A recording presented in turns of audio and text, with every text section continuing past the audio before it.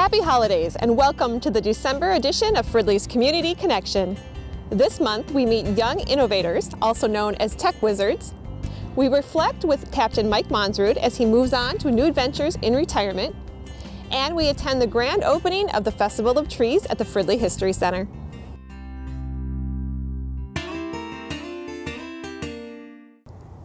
Thank you for joining us. I'm Raquel Strand and this is Community Connection.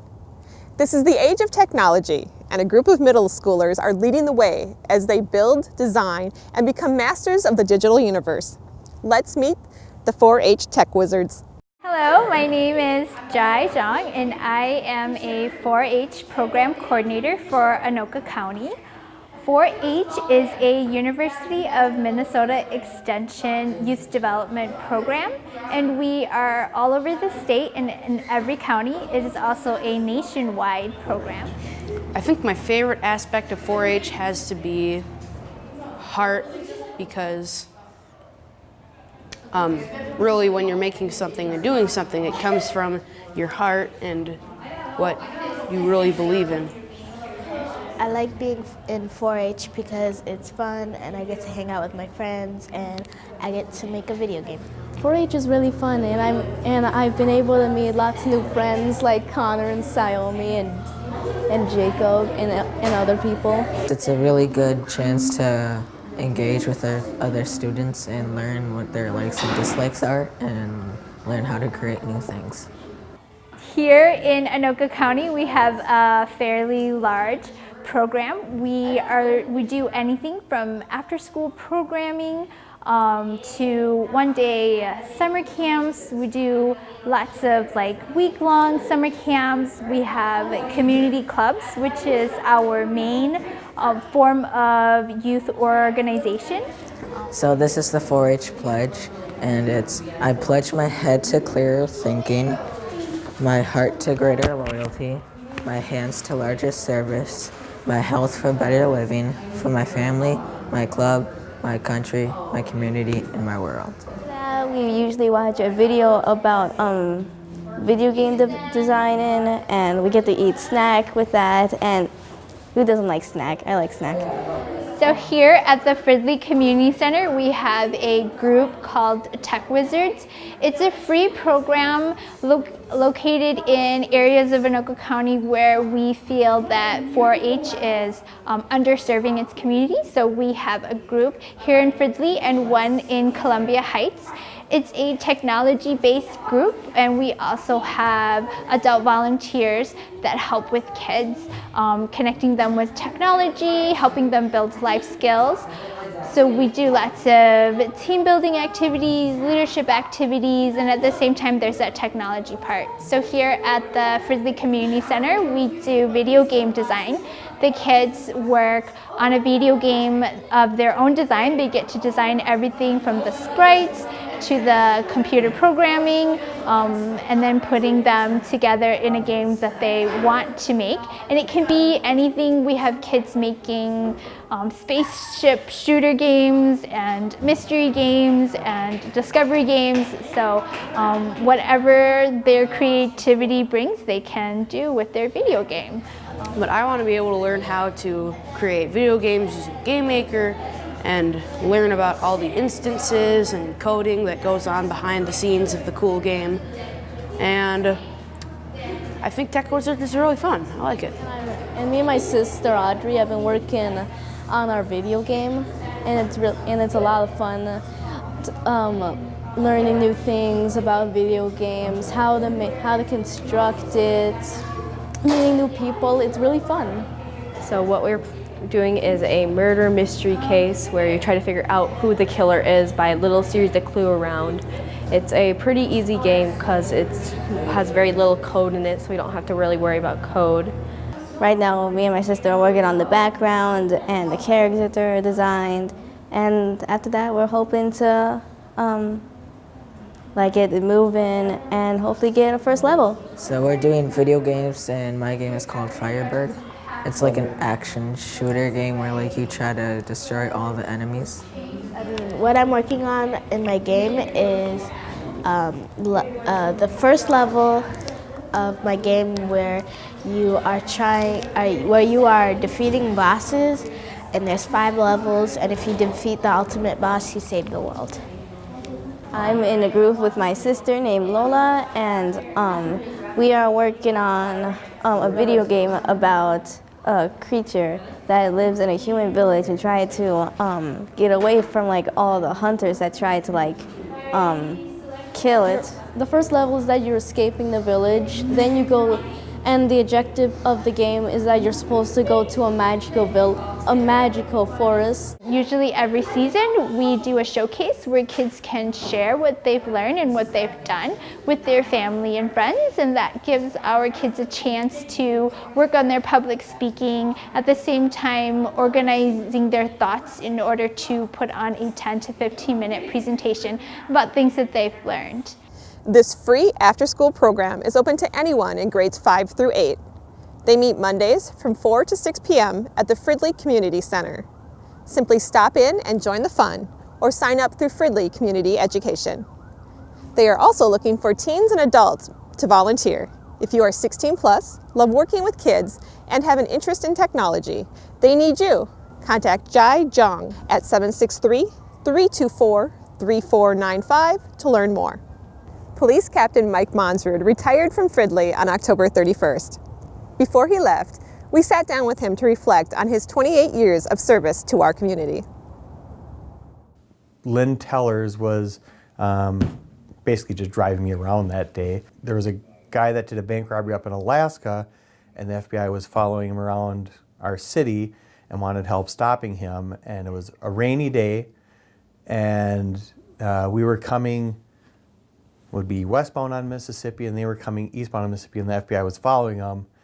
And another Fridley car stopped like in front of him and stopped him, and Lynn came driving up, and it was raining, and she hit the brakes, and we slid, and I was in the passenger seat, and we slid right alongside the guy, so I was sitting like door to door with the bank robber. I didn't know what I was doing, so yeah, it was an interesting first shift, that's for sure. I started going to school to become an air traffic controller, and I went through a couple of quarters of that training and found out that most air traffic controllers are in the basement someplace watching a radar screen all day. And my vision was like, in Top Gun, where the guy's up in the thing saying, "Negative, Ghost Rider, the pattern is full." And that's what I wanted to do. So when I realized it would be a pretty boring, monotonous job, I was like, well, I don't want to do that. What am I going to do? So I just started taking classes, and I took an Intro to Law Enforcement class, and I liked it, and I just continued down that path, and everything just seemed to fit and work out for me. 1989, when I started, we obviously didn't have computers in the squad car. About 1990, maybe, we thought we were really cool when we got 3M Post-it pads to put on top of the radio so we could write down information as dispatch was giving it to us. And we thought that was high tech back then. Must have been mid-90s. We got very basic computers in the cars that would just basically give us the call information. They didn't do much else other than that. And now today the technology is obviously, we have video cameras in the squad cars. We've got actual computers in the squad cars that will do just about anything that you want them to do. Probably the scariest call, or one that I'll never forget anyways, was the day Mike McGee, who was a Columbia Heights police officer, got shot. I was working day shift that day, and he was the school resource officer down in Columbia Heights, and he was walking home from work. And he got ambushed by a disgruntled neighbor of his and shot. And he went into another neighbor's house to seek refuge, and the assailant was shooting up this innocent victim's house who tried to help him out after he had been shot. And as we were responding, the suspect then went down to McGee's house and began shooting into his house. And McGee had, his children were in the house, teenage children, young teenage children, and some of their friends were over playing. So myself and one of the Columbia Heights police officers got to the area, and we had the information that there was children in the house and the house was being shot up. So we decided we needed to get down to that house and protect those kids. So we ran down a alley behind his house, and as we were running down the alley, we were being shot at. We could hear you can hear the rounds coming past your head and your side and hitting the garages and trees around you as you're running down the street. But we ran down to his house, busted our way into his house, and got all the kids down into the basement. And the Columbia Heights officer stayed with the kids down in the basement, and I stayed at the top of the stairs in case he came into the house before. That ended up being the longest police shootout in Minnesota history. We had an auto theft task force in the county, and it was kind of run by the sheriff's office for many years, and they didn't really get too many people involved in it. And then the guy that kind of ran that program retired, and they were looking for somebody to run that program for the county. And the chief then said, well, Fridley will do it. We'll take it. So I got tasked with being in charge of this. It was about a $257,000 grant to combat auto theft in Anoka County for a 2-year period. And I got a member from each agency together, and we got together and decided how we were going to combat auto theft. And we had a number of different ways to do it that were never done before. So we did some, anybody that got booked into the Anoka County Jail that had a history of auto theft, we went up and interviewed them to see what they knew about auto theft. And then the investigator that took that interview would upload the intel that they got onto a private website that we created, so all the other investigators in the county that were involved in this task force could see the intel of who was doing what in the county. And then once we got our intel, we did targeted patrol response to the problem people and problem areas. So if we knew someone was stealing cars, we would follow them and catch them in the act. Or if we knew cars were being brought to a certain location and stripped and sold, we would stake that area out and do that. So it was very successful over the 2-year period. Our auto theft rate in Anoka County dropped 21%. And at the same time, the rates in Hennepin and Ramsey County went up 5% and 7%. Where the department sits now is the best it's been since I've been here. We've got excellent leadership, and that starts with Wally as the city manager. So you've got excellent leadership from the very top of the city. You've got a very supportive council that appreciates our efforts. You've got a new chief who is driven to get things done. And the officers that we have been hiring over we've got a lot of new officers here in the last 3-4 years. And all of them have been quality hires. I would say right now we don't have any problem employees, which I couldn't say has been that way my whole career. There's been a number of them over my career, but right now the leadership that we have, the direction we're going, the culture that's been created around here is the best that I've seen it in a long time. I'm very hopeful to come back and see how it is in the new building. That just helps build on that increased morale as well. When you have a better place to function, we've been functioning in a basement for my whole career here. I'm very hopeful, optimistic of where this police department's going to go in the future.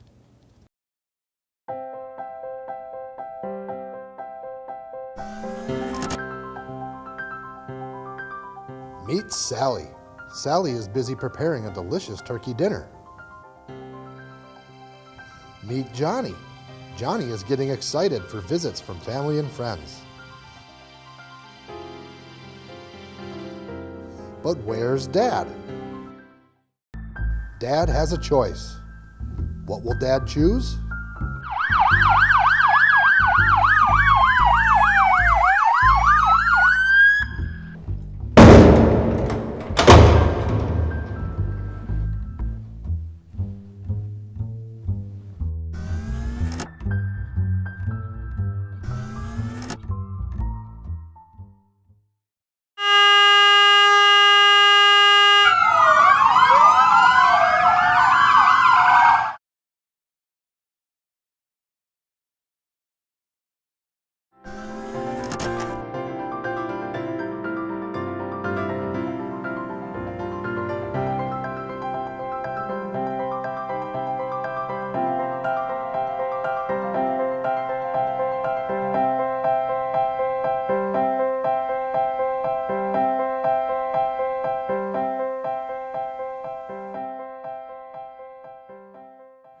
What choice will you make? I'm Fridley Police Chief Brian Werke, and our officers stand ready to protect with extra DUI enforcement. Help us keep you safe, keep our kids safe, and keep our streets safe. Make the choice to never drink and drive. Happy holidays.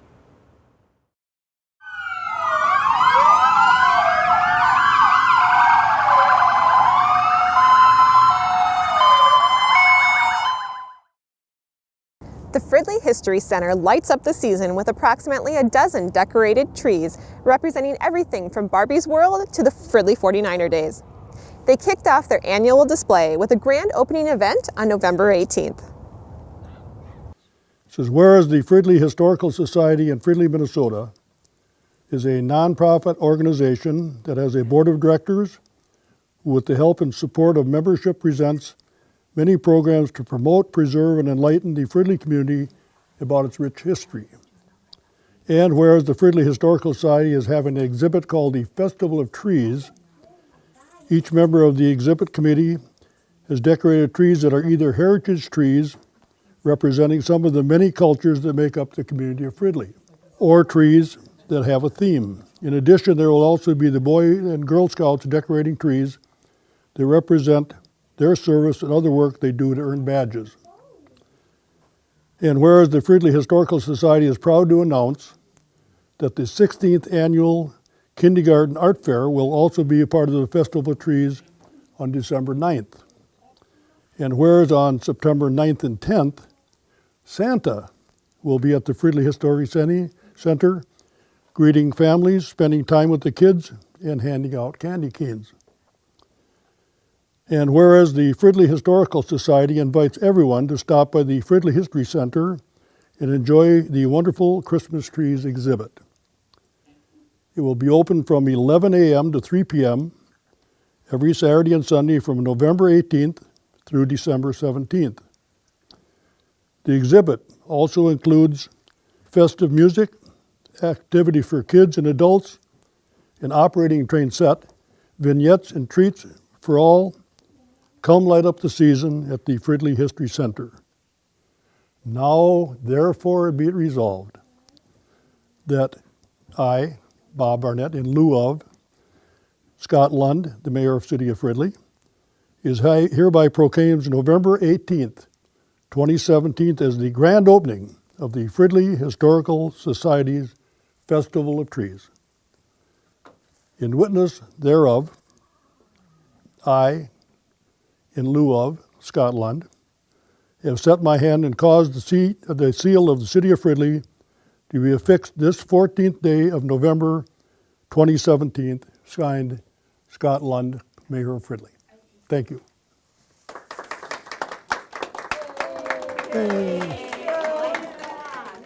The tree has been lit. I am Marty, and I am from the Holiday Exhibit Committee for the City of Fridley Historical Society. And today we have our grand opening. We would love to have you join us anytime between now and Christmas. And if you do so, come on Saturday or Sunday. We're open from 11 until 3. And this year we have a huge surprise for you. We have created this charming, very charming exhibit that includes 12 major trees, all showing some facet of Fridley. It could be the heritage, it could be a theme related to people in the community. We've had civic pride turnout with Girl Scouts and Boy Scouts creating their own trees. It's been wonderful. This person right here, who is also a member of the committee, had the idea to move ahead with a festival of trees. And look at what happened. We were able to add lots to it. Go ahead and say something. I'm from South Dakota, and at the Capitol in Pierre, they have a tree exhibit every year. And so that was kind of the dream, but the fruition is amazing. What everybody did, it goes beyond my expectations, so it's been really, really terrific. Make the Fridley History Center part of your holiday tradition. The Festival of Trees is free and open to everyone. Enjoy crafts, treats, music, and of course decorated trees. The exhibit is open on Saturdays and Sundays from 11 a.m. to 3 p.m. now through December 17th. Well, we've already seen a little snow in Fridley, and it is only a matter of time before we see a little more. So now is a good time to remind you that Fridley does not have snow emergencies. Instead, we use continuous winter parking restrictions, November 1st through April 1st. There is no street parking in Fridley between 2 a.m. and 6 a.m., regardless of the weather or any time that snow removal activities is in progress. Hello, my name is Jeff Jensen. I'm the Operation Manager for the City of Fridley Streets and Parks Department, and I'm here today to talk about some of our winter snow plowing issues and plans. Right now, the City of Fridley has a 2-inch policy. Unlike the state or the county where they have bare roads, ours is a 2-inch starting time. So as soon as we get 2 inches of snow, our plan goes into effect and we start our plowing operations. If it's snowing a lot, we will wait until it's done snowing so we don't have going out twice affecting our budget. And if the storm is really bad, we will go out 2 times to try and open up the roads for emergency vehicles to get through and then replow again when the storm is done. We have approximately 107 miles of road, which is double to quadruple that. That's lane miles, but we make multiple passes per road. We have about 80 cul-de-sacs. We have 17 parking lots, and we have 18 alleys and parking, dead ends, and we also have approximately 18 miles of trails and walkways that we take care of. We have 20 equipment operators that work for the City of Fridley. We also have 3 mechanics and myself that come in for most snow plowing events. Most snow plowing events, after the snow has quit, we will start plowing approximately 4 to 4:30 a.m.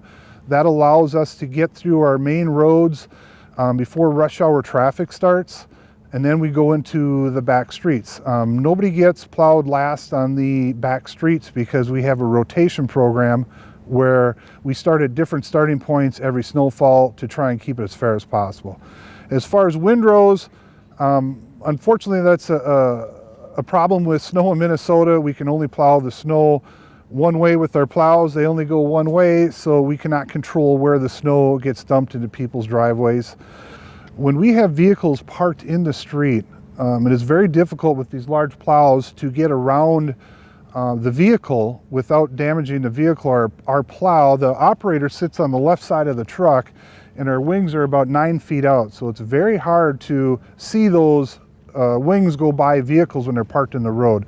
Another issue we have with that is the hazards. There's hazards to other motorists. If there is a large windrow of snow left there and once the car is moved, other motorists can hit those windrows and damage their vehicle. Or they also pack the snow down and create ice and bumps, which also can be hazardous to other operators. When our plows swing around vehicles that are left on the curb line, the front end of the plow also goes into the other drive lane, causing a hazard to other motorists as they come by. One other thing I'd like to mention is the fact that garbage cans are required to be in your driveway. When the garbage cans are left out into the street or on sidewalks, all plows have to plow around them.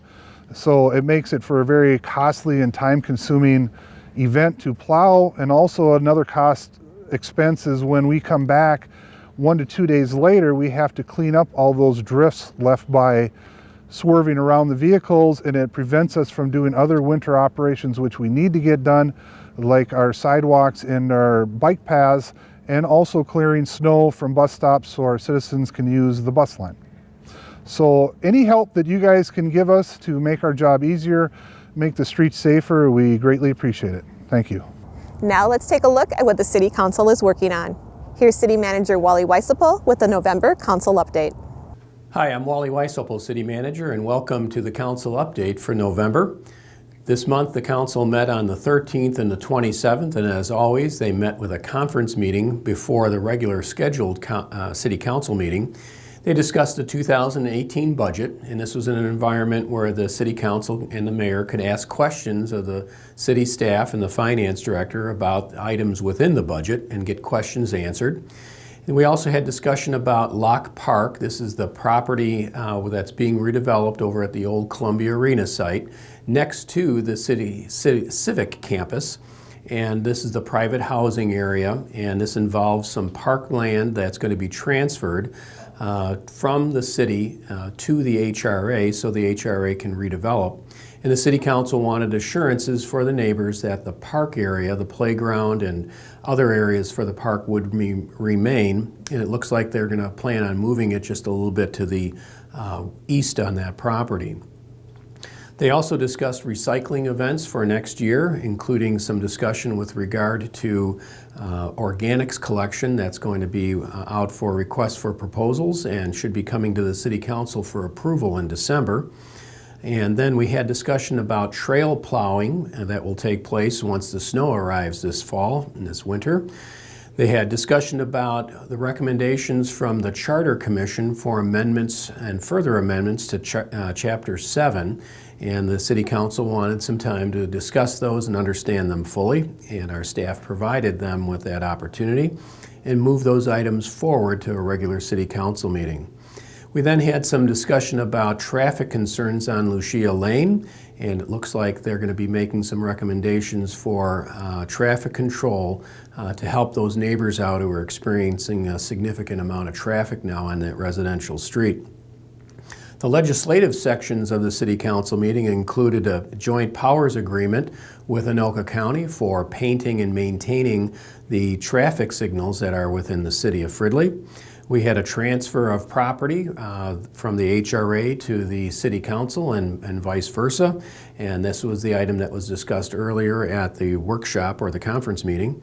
And we had a passage of a new animal control ordinance allowing for the first time the keeping of bees and also of chickens, providing certain restrictions apply, and then also involving multiple pets within a single location.